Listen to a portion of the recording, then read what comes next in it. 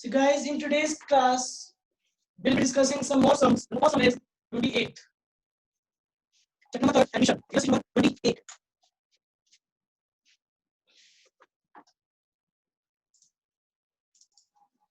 So, illustration number 28 in which A, B and C are partners sharing profits and losses in the ratio of 4:3:2.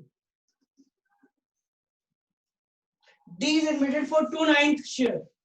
D को admit किया गया 2/9 share के लिए. D is admitted for 2/9 share.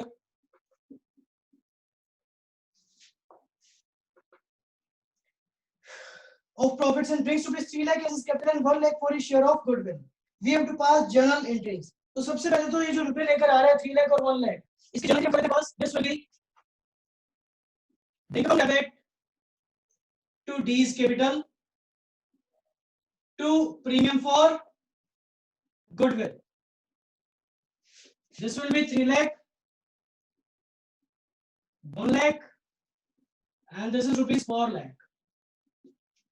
Being capital introduced, being capital and good premium for goodwill amount brought in. इसके बाद क्या करते हैं, ये जो प्रीमियम फॉर गुडविल है, ये जो प्रीमियम फॉर गुडविल है,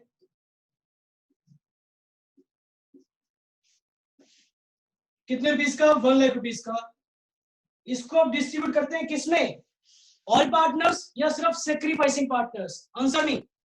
जो प्रीमियम फॉर गुडविल होता है ये किसमें डिस्ट्रीब्यूट किया जाता है, अमंग द ऑल पार्टनर्स या फिर among the sacrificing partners? I am waiting for the answers. Yes, good, Ishika. Yes, good, Jatan. Okay, good, Nishchal. Yes, that is distributed amongst the sacrificing partners. So sacrificing partners के लिए हमारे पास gaining sacrificing ratio होना चाहिए. Gaining sacrificing ratio के लिए इन तीनों का old ratio में गिवन है और आई थिंक न्यू रेशियो भी गिवन है लास्ट लाइन में. The new PSR of A, B, C and D will be 3:2:2:2. ये इनका नया PSR है. This is old, this is new. ठीक है, तो A का सैक्रिफाइसिंग रेशियो आप निकाल लीजिए. 4/9 minus 3/9 which is equal to 1/9 sacrifice है. पॉजिटिव आ रहा है. B का 3/9 minus 2/9, इसका भी 1/9 सैक्रिफाइस है. C का 2/9 minus 2/9, इसने कुछ भी सैक्रिफाइस नहीं किया. D ने तो 0 minus 2/9, that is 2/9 ने गेन किया. तो premium for goodwill shall be distributed amongst A and B only, क्योंकि इन्होंने सैक्रिफाइस किया है और उनका सैक्रिफाइसिंग रेशियो क्या है, 1:1. यहाँ पे हमने इसका 1/9 क्यों नहीं किया, वो इसलिए नहीं किया क्योंकि ये जो प्रीमियम फॉर गुडविल है इस पे सिर्फ और सिर्फ A और B का ही राइट है. तो A और B का राइट किस किस रेशियो में है, 1:1. ठीक है, therefore premium for goodwill debit to A's capital to B's capital. That is 1 lakh in the ratio 1:1 will be equal to 50,000 and 50,000. Being premium for goodwill distributed. Is it okay? You have to remember one thing, guys. In case अगर आपको partners के old ratio given है, for example 3:2:1, एक नया partner admit होगा form में, for example 1/7 share के लिए, और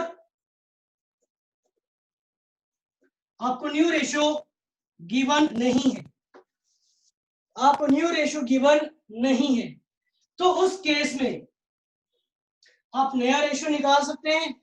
कैसे निकालेंगे नया ratio? Sir let total share be equal to 1. D's share is 1/7, therefore remaining share is 6/7. ठीक है, तो 6/7 से A का नया शेयर क्या बनेगा, 3/6 into 6/7. B का नया शेयर क्या बनेगा, 2/6 into 6/7 एंड अकॉर्डिंगली C का.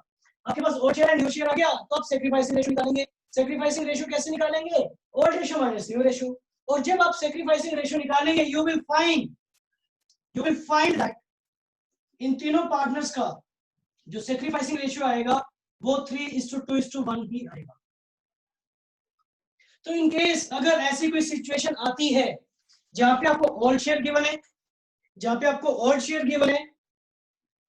एक नए पार्टनर का शेयर गिवन है और ये नहीं देखा कि अपना ये शेयर कैसे एक्वायर कर रहा है, कंडीशन नहीं दे रहा कि ये अपना शेयर किस तरीके से एक्वायर कर रहा है, मतलब सिर्फ इसका शेयर दिया हुआ है और ये कुछ नहीं बोल रहा कि इसने शेयर कैसे दिया। तो उस केस में, और पार्टनर्स का नया रेशो नहीं रखा, तो उस केस में उनका sacrificing ratio shall be their old ratio only. आपको कंप्यूट करने की जरूरत नहीं है सेक्रीफाइसिंग रेशो, बस आप सीधी से एक लाइन लिखकर आएंगे, since the new ratio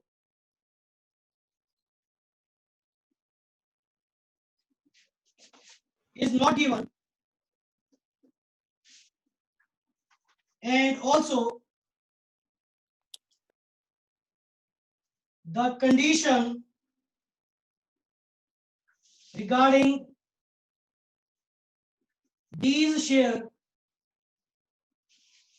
is not given, therefore sacrificing ratio is old ratio itself, that is 3:2:1। बस आपको ये लिख कर आना है, since the new ratio of the partners is not given, therefore their sacrificing ratio will be their old ratio which is 3:2:1। I hope this is okay. Now we'll do illustration number 32.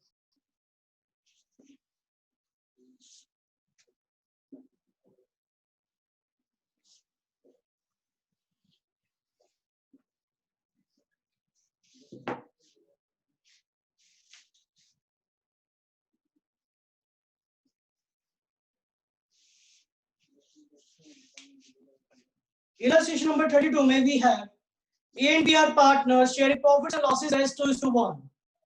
C and D are admitted and the profit sharing ratio becomes 4:2:3:1।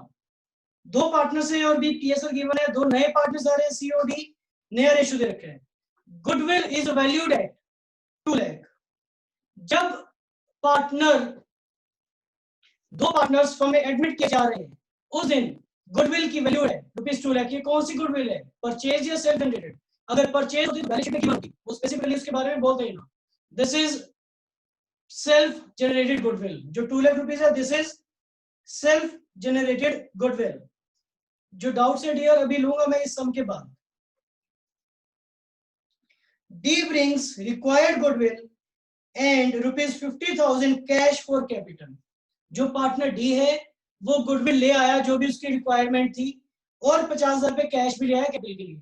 अब guys tell me one thing, D का share कितना है? What is the share of D? D जो नया partner है उसका share है 1/10 और गुडविल की वैल्यू है 2 लाख। तो डी को कितने रुपीस लेकर आने हैं?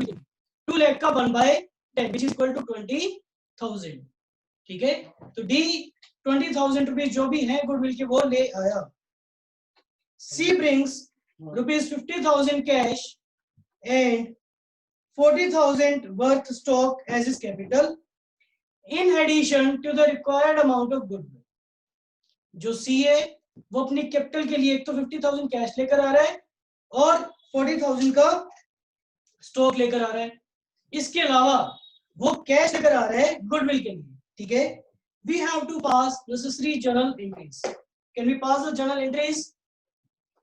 Okay, so we'll start passing the journal entries. Before that we have the PSR of A and B as 2:1 और नया PSR है A B C D का 4:2:3:1।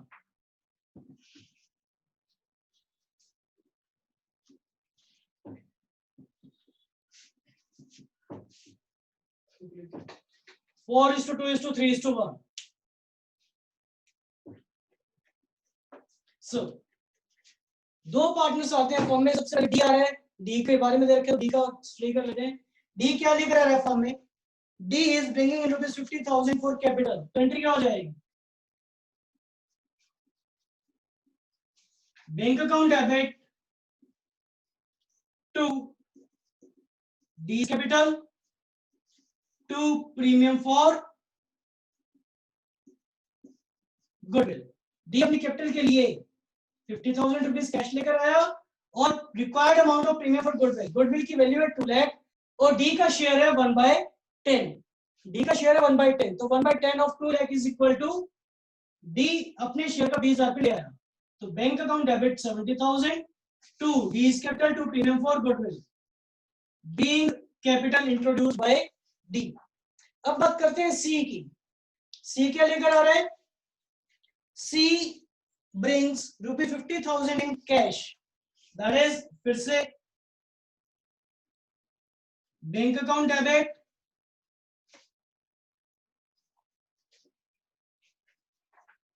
टू सीज कैपिटल,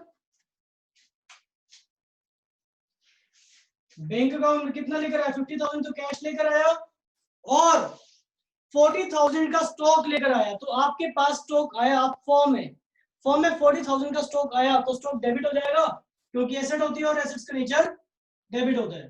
तो bank account debit 50,000, stock account debit 40,000, ये दोनों ही रुपए लेकर आया, ये अपनी कैपिटल के लिए लेकर आया ₹90,000 in addition to the required amount of goodwill. C का शेयर कितना है? 3/10, तो सी को कितने रुपए लेकर आने हैं गुडविल के? 2 lakh into 3/10 which is equal to 60,000 to premium for goodwill. 2 lakh का 3/10 विच इज इक्वल टू 60,000। तो कैश क्या क्या लेकर आए? तो ये 50,000 रुपए कैश लेकर आए कि 60,000 रुपए लेकर आए? तो टोटल बैंक आ गया ₹1,10,000 का। तो एंट्री क्या होगी? Bank account debit, stock account debit to C's capital to premium for goodwill, ठीक है, being capital and premium for goodwill introduced by C. अब क्वेश्चन साइलेंट है, बस जनरलाइज करने के लिए बोल रहा है। क्वेश्चन यहीं पे खत्म कर दें क्या? Tell me guys, can we end the question over here और do we have to do something else? क्या इसमें हमने कुछ और करना है? I want the answers. Okay, yes, we have to pass one more entry, that is for distribution of premium for goodwill. Yes guys, entry क्या हो जाती है? Premium for goodwill debit. कितने का प्रीमियम आ गया हमारे पास टोटल? एक तो 20,000 का और एक 60,000 का, टोटल 80,000 का आ गया। तो प्रीमियम फॉर गुडविल डेबिट 80,000। इसको डिस्ट्रीब्यूट किस में करेंगे? ऑल में या सेक्रीफाइसिंग में? ऑल पार्टनर्स या फिर sacrificing partners? Yes, sacrificing partners में। तो सेक्रीफाइसिंग पार्टनर्स के लिए हमें इनका पीएसआर चाहिएगा। पीएसआर ओल्ड भी है, न्यू भी है, तो can we compute sacrificing ratio? निकाल लो। ए का सेक्रीफाइसिंग रेशियो है क्या कोई? 2/3, 2/3 माइनस 4/10। बी का 1/3 minus 2/10, this is equal to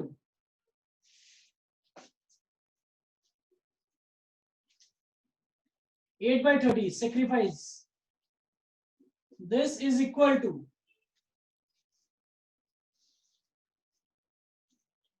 4/30 sacrifice। तो इन दोनों ने सेक्रीफाइस किया in the ratio of 8:4, that is we can say इनका जो सेक्रीफाइसिंग रेशियो वो 2:1 ही आ गया, ठीक है। मैंने सीओडी का क्यों नहीं किया सेक्रीफाइसिंग रेशियो? क्योंकि ये दोनों तो नए पार्टनर्स है, ये दोनों तो गेनिंग पार्टनर्स है, इसलिए हमने इसका रेशियो कंप्यूट नहीं किया, ठीक है, इसलिए हमने इनका रेशियो कंप्यूट नहीं किया। तो premium for goodwill debit to is capital to B is capital, ठीक है। 80,000 in the ratio of 2:1। जब आप इसको करेंगे तो you will get your answer which will approximately be equal to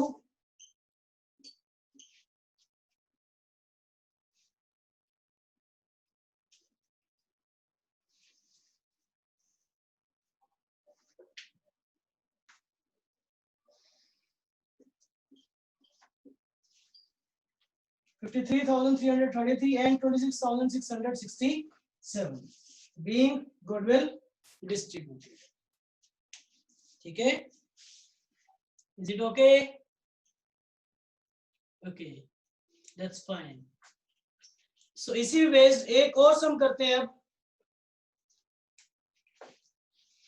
इसी based we are doing one more sum, जहां पे हम एक गेनिंग पार्टनर का एग्जांपल लेंगे, ठीक है।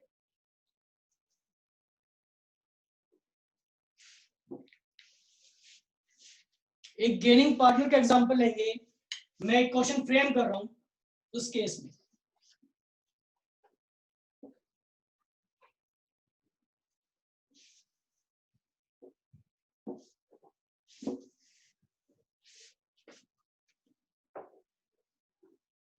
Listen to it very carefully guys, बहुत ही इंपॉर्टेंट क्वेश्चन है। एक एग्जिस्टिंग पार्टनर, ओल्ड पार्टनर कुछ गेन कर रहा है, ठीक है।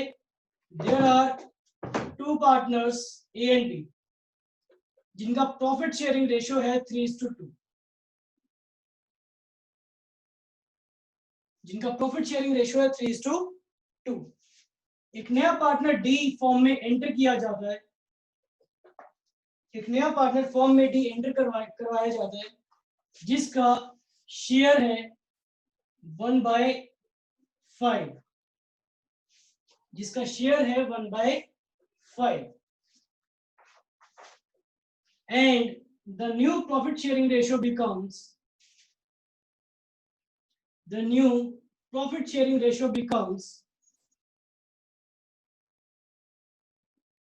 of A, B and C, sorry, A, B and D as 7:1:2। 1/5 कह दो या 2/10 कह दो, एक ही बात है। सो मैंने क्वेश्चन फ्रेम कर दिया गाइस। यहाँ पे आप लोग क्या देखेंगे कि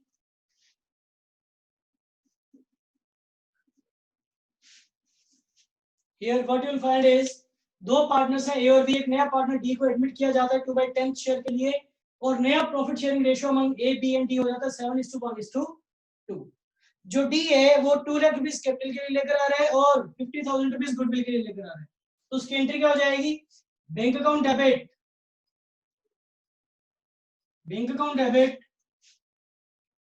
2,50,000 to D's capital 2 lakh, to premium for goodwill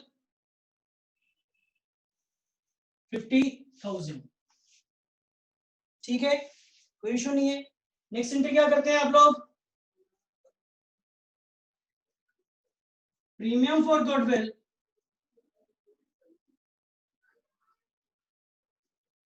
debit,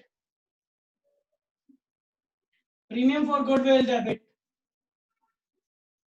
कितना? 50,000 टू all partners या sacrificing partners? Yes guys, all partners या sacrificing partners? Yes, the answer is sacrificing partners. अब sacrificing partners के लिए हमें sacrificing ratio चाहिएगा, ठीक है। sacrificing ratio आप कैसे निकालेंगे? ए का sacrificing ratio क्या होगा? 3/5 minus 7/10। जब आप इसको कंप्यूट करेंगे यू विल गेट -1/10 का ए ने गेन कर लिया। A has gained rupees, A has gained rupees 1/A gained his share by 1/10। B की केस में क्या हुआ? बी का ओल्ड शेयर था 2/5, नया शेयर है 1/10, तो इसका मतलब बी ने सेक्रीफाइस किया 3/10, और डी का तो हमें पता ही है कि डी ने तो 2/10 का गेन किया है।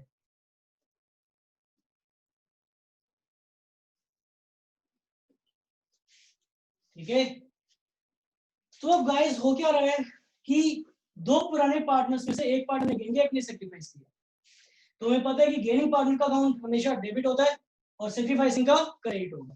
तो यहाँ पे जो एंट्री बनेगी वो क्या बनेगी? Premium for goodwill debit 50,000 to B's capital account, ठीक है। और ए ने गेन किया तो यहाँ पे this is a case where A का अकाउंट भी डेबिट हो जाएगा। क्यों होगा, कितने से होगा वो अभी देखते हैं। पहले तो आई वांट आंसर्स। क्या ये चीज समझ में आई कि दो एग्जिस्टिंग पार्टनर्स हैं, एक नया पार्टनर आया, उस पार्टनर के आने के बाद एक पुराने पार्टनर ने गेन कर लिया और एक पुराने पार्टनर ने सेक्रीफाइस किया। नए पार्टनर ने तो गेन किया। नए पार्टनर के फॉर्म में एंटर होने की एंट्री हमने ये कर दी है। उसके बाद प्रीमियम फॉर गुडविल को डिस्ट्रीब्यूट करना है, तो premium for goodwill debit to sacrificing partners capital account. लेकिन एक पार्टनर ने गेन किया तो गेनिंग पार्टनर का अकाउंट हमने डेबिट कर दिया। Yes sir, got it, good. अब पॉइंट ये है कि बी ने कितना सेक्रीफाइस किया। देखो एक बात तो है साहब कि फॉर्म में नया पार्टनर डी आया और डी की वजह से ये जो डी गुडविल लेकर आया है, क्योंकि बी ने partner B for Bombay, partner B ने सारा का सारा सेक्रीफाइस कर दिया है। पार्टनर बॉम्बे ने सारा का सारा सेक्रीफाइस कर दिया है, तो बी को 50,000 रुपए तो मिलेंगे ही मिलेंगे। ये तो उसको डी से मिलेंगे, प्लस बी ने कुछ सेक्रीफाइस किया ए के लिए भी। बॉम्बे ने अपना कुछ शेयर ए को भी तो दे दिया ना। क्यों? क्योंकि ए ने गेन किया है। ए ने गेन किया है। ए ने गेन किया तो बी उससे कुछ रुपए मांगेगा। बी कितने रुपए मांगे उससे, क्या बता सकते हो? उसको हमें कंप्यूट करना पड़ेगा। लेट्स से गुडविल की वैल्यू है rupees, the value of the goodwill is rupees 2,50,000। ये आपको गिवन है। The value of goodwill is rupees 2,50,000। D 2/10 share के लिए आया, तो 2/10 of 2,50,000 is equal to 50,000 rupees लिए आया। ए ने कितना गेन किया? ए ने 2,50,000 का 1/10 गेन किया, तो 1/10 से ये बी को कंपेंसेट करेगा। तो 1/10 ऑफ 2,50,000 इज इक्वल टू 25,000। यानी जो बॉम्बे है, बॉम्बे ये 50,000 रुपीज तो दिल्ली से लेगा, डी से लेगा, और 25,000 रुपीज ए से लेगा। तो बी के अकाउंट में अमाउंट आ जाएगा rupees 75,000 being goodwill distributed. Being goodwill distributed. Is it okay now, guys? That's it for today, guys. Thank you.